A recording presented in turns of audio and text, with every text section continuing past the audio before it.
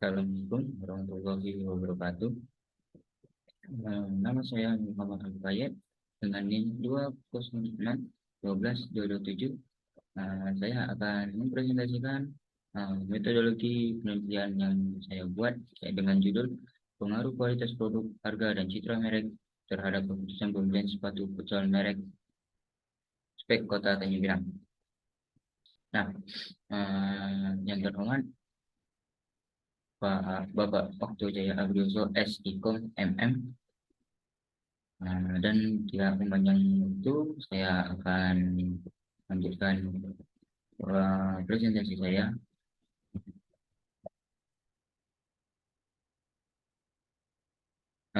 yaitu ada pokok pembahasan, satu, pendahuluan, yang kedua ada tinjauan pusaka, yang ketiga ada metodologi penelitian.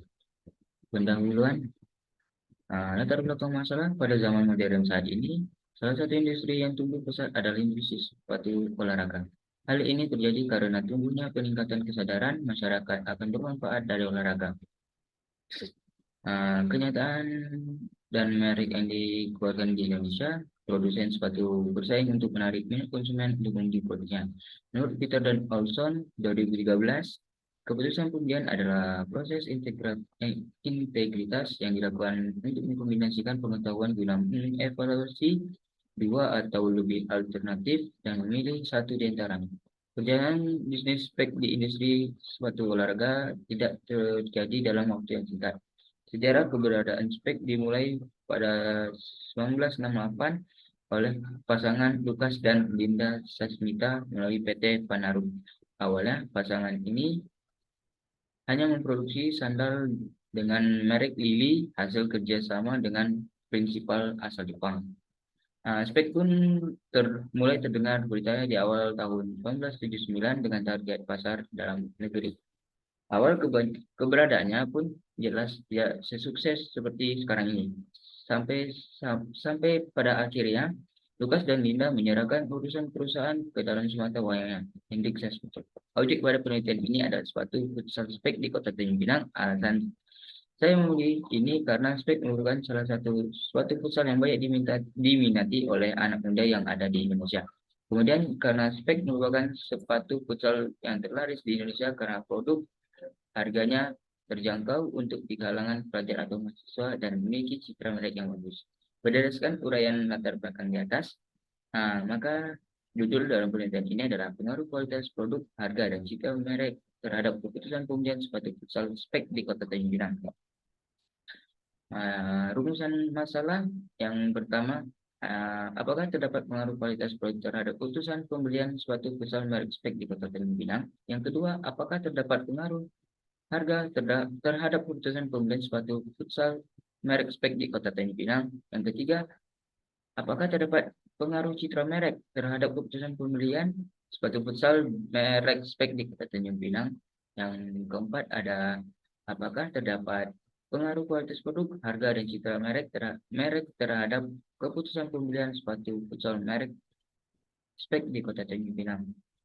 Tujuan masalahnya ada, satu, untuk mengetahui pengaruh kualitas produk terhadap keputusan pembelian sepatu futsal merek spek di Kota Tanjung Pinang. Yang kedua ada untuk mengetahui pengaruh harga terhadap keputusan pembelian sepatu futsal merek spek di Kota Tanjung Pinang. Yang ketiga untuk mengetahui pengaruh citra merek terhadap keputusan pembelian sepatu futsal merek spek di Kota Tanjung Pinang. Untuk yang keempat ada untuk mengetahui pengaruh kualitas produk, harga, dan citra merek terhadap keputusan.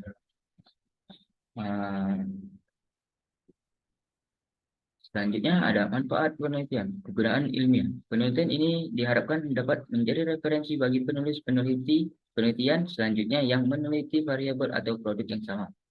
Yang kedua ada kegunaan praktis. Bagi penulis, untuk sebagai syarat lulus strata 1 manajemen ini dapat menerapkan teori-teori yang diperoleh selama menempuh perkuliahan serta juga untuk dapat menambah wawasan mengenai pengaruh persepsi harga, kualitas produk, dan citra merek terhadap keputusan pembelian. Yang kedua ada bagi investor. Hasil penelitian ini diharapkan dapat memberikan gambaran atas kajian bagi para investor untuk mempertimbangkan dalam menginvestasikan kepada perusahaan-perusahaan sepatu sport di Indonesia.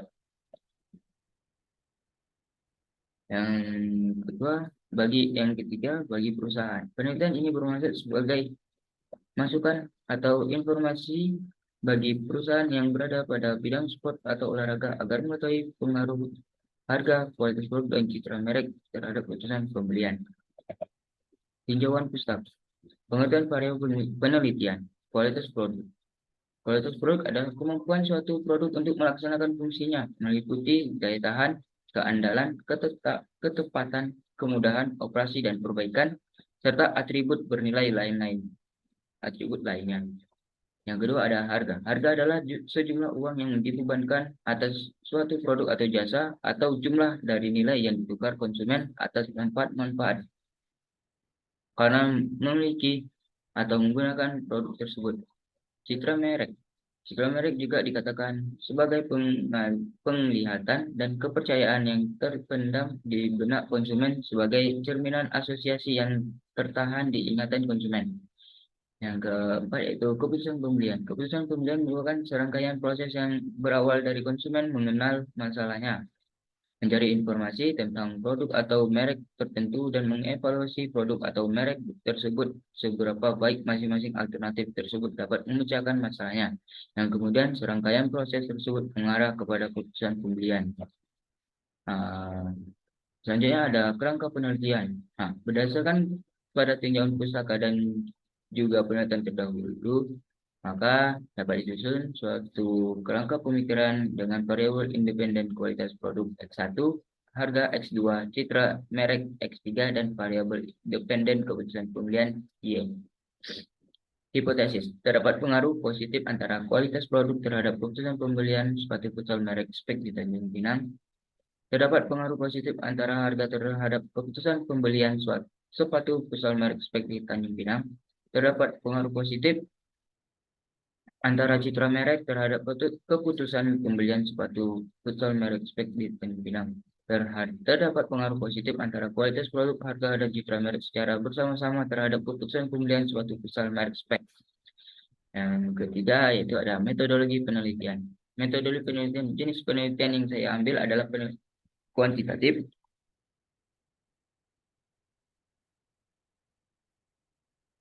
yaitu bertujuan untuk melihat hubungan antar variabel, menguji teori, dan mencari generalisasi, mempunyai nilai prediktif. Jenis data. Jenis data ini dibagi dua, yaitu data primer dan data sekunder. Data primer yang diperoleh dari responden melalui kuesioner, kelompok fokus, dan panel, atau juga data hasil wawancara penelitian dengan narasumber. Data yang diperoleh dari data primer ini harus diolah lagi. Sumber data yang langsung memberikan data kepada pengumpulan data.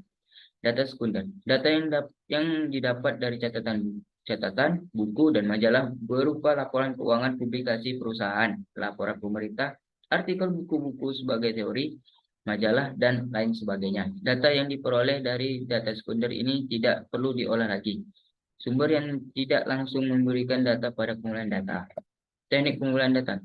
Pengumpulan data adalah berbagai cara yang digunakan untuk mengumpulkan data, menghimpun, mengambil, dan menjaring data penelitian. Kuesioner sebagai teknik pengumpulan data adalah pengumpulan data yang dilakukan dengan mengirim instrumen atau kuesioner kepada responden untuk dijawab secara tertulis lalu dikembalikan lagi kepada peneliti. Dokumentasi dalam hal ini diartikan sebagai cara pengumpulan data dengan mencatat atau mengambil data yang sudah ada dalam dokumentasi atau arsip.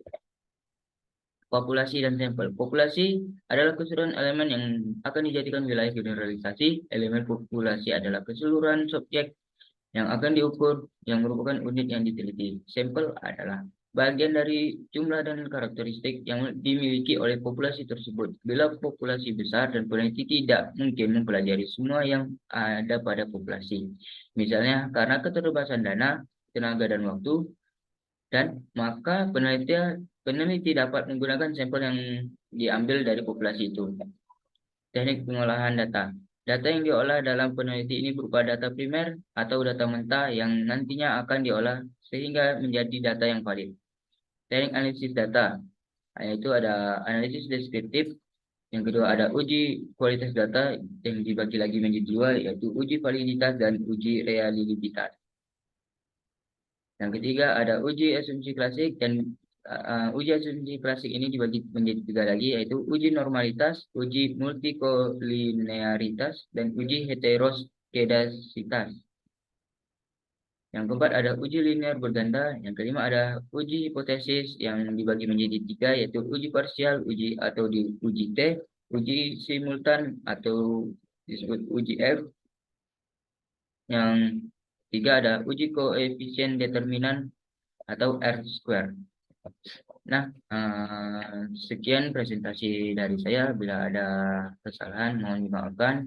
Wabillahi taufiq wal hidayah. Wassalamualaikum warahmatullahi wabarakatuh.